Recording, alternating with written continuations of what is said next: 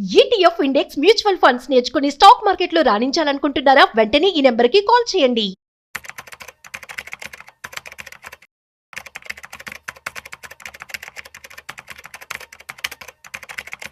Present మనతో ఉన్నారు stock market analyst Sundar Ramareddy గారు. నమస్తే సార్. నమస్తే మ్యామ్. సార్ 2026లో మంచి ఫినాన్షియల్ ప్లానింగ్ చేయాలి అంటే చాలామందికి ఏంటంటే ఈ ప్లానింగ్ సరిగా లేకపోవడం వల్ల ఈఎంఐస్ అని క్రెడిట్స్ అని కూరుకుపోతూ ఉంటారు, కరెక్ట్గా ప్లాన్ చేసుకోకపోవడం వల్ల. ఇది ఒకటి అంటే మన మిడిల్ క్లాస్ వాళ్ళకి తీసుకుంటే దృష్టిలో పెట్టుకొని ఫినాన్షియల్ ప్లానింగ్ అనేది ఎలా వేసుకోవాలంటారు? బేసికల్గా మనం ఎవరైనా సరే ఖర్చులు ఎంత ఉంది అండ్ ఎంత ఇన్కమ్ వస్తుంది క్లియర్గా లెక్కలు ఉండాలండి. చాలామంది భయపడతా ఉంటారు, తర్వాత చూసుకోవచ్చు పోస్ట్పోన్ చేస్తూ ఉంటారు. కానీ ఫస్ట్ మీ లైఫ్ స్టైల్ కాస్ట్ ఎంత ఉంది మీ ఇంటిది అని దాన్ని బట్టి మీరు చూసుకోండి. అంటే ఖర్చులు ఎక్కడ తగ్గించాలో చూసుకున్నారనుకోండి, ఆ డిఫరెన్స్ మీరు సేవ్ చేసుకోవచ్చు. చాలామంది ఏంటంటే తక్కువ వస్తుంది కదా, కొంచెం శాలరీ పెరిగిన తర్వాత చూసుకోవచ్చు కదా అంటారు. పెరిగిన తర్వాత అప్పుడు తగ్గట్టే ఖర్చులు ఉంటాయి, ఇలా పోస్ట్పోన్ చేసుకుంటూ పోతూ ఉంటారు. అందుకనే ఫస్ట్ స్టార్ట్ చేయండి, ఎస్ఐపీలు స్టార్ట్ చేసుకోండి. ఎంతకంత అమౌంట్ మల్టీ అసెట్లోనూ మీకు నచ్చిన అసెట్ క్లాస్లో పెట్టుకుంటూ పోండి. అలా పెట్టుకుంటూ పోతే టైం డ్యూరేషన్ వల్ల ఏంటంటే కాంపౌండ్ అవుతా పోతూ ఉంటుంది. అందుకని చిన్న మొత్తమైన ముందు ప్లాన్ చేసుకోవాలి ప్రాపర్గా. అండ్ రెండోది ఇన్కమ్ పెంచుకోవడానికి స్కిల్ డెవలప్ చేసుకోండి. ఎప్పుడో నేర్చుకున్న స్కిల్లో నీకు అదే ఉండాలంటే కష్టం. ప్రపంచం చాలా ఫాస్ట్గా మారిపోతుంది. ప్రపంచం మారినంత స్పీడ్గా మీరు కూడా మార్చుకుంటూ పోవాలి. అందుకని మీరున్న డొమైన్లో స్కిల్ అప్గ్రేడ్స్కి నిరంతరం ట్రై చేస్తూ ఉండండి. తద్వారా ఏంటంటే ఇన్కమ్ సోర్స్ పెంచుకోవచ్చు అనమాట. ఇన్కమ్ పెంచుకోవడం ద్వారా కొత్త లైఫ్ స్టైల్ అలవాటు చేసుకోకుండా పాత లైఫ్ స్టైల్ ఉన్నారనుకోండి, ఎంతకంత మిగులుతుంటాయి, వాటితోటి మనం ప్లాన్ చేసుకోవచ్చు అనమాట. కాబట్టి ఇన్కమ్ చాలలేదనుకోండి, స్కిల్ డెవలప్ చేసుకోవటం, కొత్త జాబ్ ట్రై చేయటం, లేదా ఇంట్లో 2-3 ఉన్నారనుకోండి అందరూ వర్క్ చేసుకోవటం, చిన్నవి కావచ్చు. ఇవాళ రేపట్లో ఈవెన్ 10th క్లాస్ అయినా సరే డిమార్ట్కి వెళ్తే 15,000 శాలరీ వస్తారండి, రోజు 9 hours వర్క్ చేసుకుంటారు. 2-3 ఇంట్లో ఖాళీ ఉన్నారంటే 45,000 వస్తుంది. ఏ సింగిల్ బెడ్రూమ్ తీసుకొని స్పెండ్ చేసినా సరే వాళ్ళకి 20,000తో అయిపోతుంది కదా. అందుకని ఎవరికైనా మనీ రావటం లేదు అంటే రూట్ కాజ్ అంటే ఫైండ్ అవుట్ చేయండి ఫస్ట్. అందుకని ఎర్నింగ్స్ లేకుండా ఫినాన్స్ తనకు బతకలేం కదా. అందుకని ఎర్నింగ్స్ పెంచుకోవటం ఒకటే బెటర్ అనమాట. ఎర్నింగ్స్ పెంచుకోవాలంటే స్కిల్ పెంచుకోవాలి.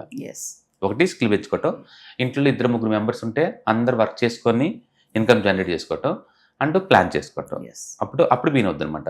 ఎప్పుడైనా ఎమర్జెన్సీ ఫండ్ కింద ఒక 1 month నుంచి 6 months లోపు ఖర్చులు దాచుకోండి. అండ్ సాధ్యంత వరకు ఒక టర్మ్ ఇన్సూరెన్స్ తీసుకోండి ఎవరైతే ఎర్న్ చేస్తున్నారో వాళ్ళందరికీ. ఇప్పుడు మ్యూచువల్ ఫండ్ ఎస్ఐపీలు బీయింగ్ చేసుకొని ప్లాన్ చేసుకోండి.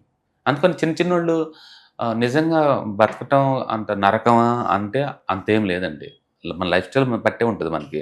అందుకని ఇదే హైదరాబాద్లో 5,000 రూపాయలకు దొరుకుతాయి సింగిల్ గదులు, అండ్ 50,000కి డూప్లెక్స్ దొరుకుతూ ఉంటాయి. మీ ఇష్టం, మీకు ఏ లైఫ్ స్టైల్ కావాలంటే ఆ style.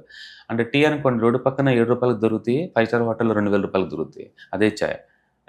It's all about lifestyle అనమాట.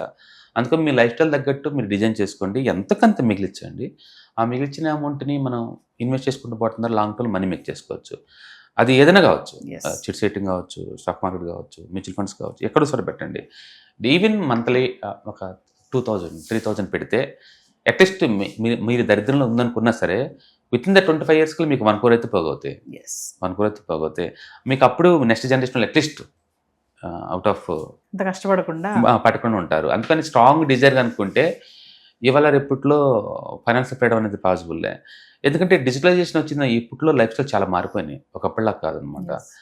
మనం ఒకప్పుడు ఒక 10 years బ్యాక్ అంటే ఇంత టెక్నాలజీ లేదు, ఈ అఫోర్డబిలిటీ లేదు, ఈ మొబైల్స్ లేవు, ఈ 5G టెక్నాలజీ లేదు, కంటెంట్ లోకల్ ఇంత లేదు, చెప్పేవాళ్ళు లేరు, వీటి ఐడియాస్ లేవు, ఇవన్నీ లేవు. కాబట్టి ఆ టైంలో అది కుదిరింది. ఇప్పుడు అలా కాదు, మంచి స్కిల్ ఉందంటే రోజుకి 1000 రూపాయలు కూడా Ola Uber anybody can drive. Ola Uber ఇలాంటి వాటిలో మీకంటూ బైక్ ఉందనుకోండి, నెలకి 25,000 సంపాదించుకోవచ్చు కదా. ఓకే, స్విగ్గీ వీటికి డెలివరీ బాయ్కి వెళ్ళినా సరే నెలకు 25,000 సంపాదించుకోవచ్చు కదా. డిమార్ట్కి వెళ్ళినా నెలకు 15,000 సంపాదించుకోవచ్చు కదా. మీకు డబ్బు రావట్లేదంటే నాట్ విల్లింగ్ టు వర్క్ అంతే. ఇంట్లో ఎంతమంది ఉంటే అంత వర్క్ చేయండి, తప్పేముంది దాంట్లో, రైట్? సో అందుకని ఇన్కమ్ ఒకటి స్టార్ట్ చేయాలి, 2 స్కిల్ పెంచుకుంటూ పోవాలి, అండ్ 3rd స్టేజ్లో సేవింగ్స్ బిగిన్ చేసుకొని లాంగ్ టర్మ్ ప్లాన్ చేసుకోవాలి. కాబట్టి ప్రతి ఒక్కళ్ళు ప్లాన్ చేసుకోవాలి కంపల్సరీగా. ఎమర్జెన్సీ ఫండ్ అన్నారు కదా, ఇప్పుడు ఎమర్జెన్సీ ఫండ్ అంటే సపోజ్ సడన్గా మనకి ఏదైనా హెల్త్ ఇష్యూస్ వచ్చింది అనుకోండి, హాస్పిటల్ పోకుండా పోస్ట్పోన్ చేయలేం కదా. అలాగే ఏదైనా బయటకు పోతున్నాం, సడన్గా క్లచ్ బైక్ ఊగినా ఏదైనా రిపేర్లు వచ్చింది అనుకోండి, 5,000 అన్నాడు అనుకోండి, అంత డబ్బులు లేదు కానీ పక్కన పెట్టలేం కదా. అందుకని చిన్న నీడ్స్ మొత్తానికి ఎమర్జెన్సీకి వాడుకోవడం కోసం కొంత డబ్బు అంతా పక్కన పెట్టుకోవాలి. ఓకే, మనకి ఎక్కువ సార్లు అది హెల్త్ అప్పుడు బాగా యూజ్ అవుతుంది, అది ఎమర్జెన్సీ కాబట్టి. ఏదైనా సరే నువ్వు పోస్ట్ పోన్ చేయలేని విషయాలు ఏదైనా ఉందనుకోండి, వాటికి వాడటం కోసం మీ దగ్గర ఎంతకంత ఫండ్ ఉండాలి. ఎస్. అది ఫస్ట్, అది ఎమర్జెన్సీ ఫండ్. ఎందుకంటే ప్రతి ఒక్కసారి పక్క ఇంటి వైపు మనం కొట్టలేం కదా, సో దానికి ఎమర్జెన్సీ ఫండ్స్ ఉంటాయి. ఎంత పెట్టుకుంటే ఐడియల్ అంటే అట్లీస్ట్ 1 month ఉండాలి, అండ్ లేదంటే 6 months దాకా ఉంచుకోవచ్చు. 6 months దాకా ఉంచుకోవచ్చు. అది ఇంట్లో పెట్టుకోండి, లేదా సేవింగ్ అకౌంట్లో పెట్టేసుకుంటే మీకు ఎంతకంత వస్తుంటుంది. ఈవెన్ సేవింగ్ అకౌంట్లో కూడా లేదు, కొన్ని bank account like SBI, HDFC ఇలాంటివి చూస్ చేసుకోమాకండి. అవి మీకు 3% కంటే ఎక్కువ. IDFC ఫస్ట్, లేదా స్మాల్ ఫైనాన్సింగ్ బ్యాంక్స్ ఉంటాయి కదా, అవి నీకు 6% దక్కుతుంది సేవింగ్ అకౌంట్ కూడా. దాంట్లో పడేసారనుకోండి ఎంతకంత వడ్డీ వస్తుంటుంది, ప్లస్ మనీ ఎప్పటికంటే విత్డ్రాల్ చేసుకోవచ్చు. అట్లా కంపల్సరీ ఎమర్జెన్సీ ఫండ్ మెయింటైన్ చేయాలి ప్రతి ఒక్కళ్ళు కూడా. సో వ్యూవర్స్, మరి mutual funds, ETFs, index funds, retirement planning, పిల్లలు ఉంటే కనుక పిల్లల ఫ్యూచర్ ప్లాన్, ఎక్కడ ఇన్వెస్ట్మెంట్ చేయాలి, ఎలా ఇన్వెస్ట్మెంట్ చేయాలి, ఎంత ఇన్వెస్ట్మెంట్ చేయాలి, మరి బెస్ట్ ఫండ్స్ ఏంటి, హై రిటర్న్స్ ఇచ్చే ఫండ్స్ ఏమున్నాయి, ఫినాన్షియల్ ప్లానింగ్ ఎలా చేయాలి, మరి వీటిపైన అవగాహన కావాలనుకుంటున్నారా?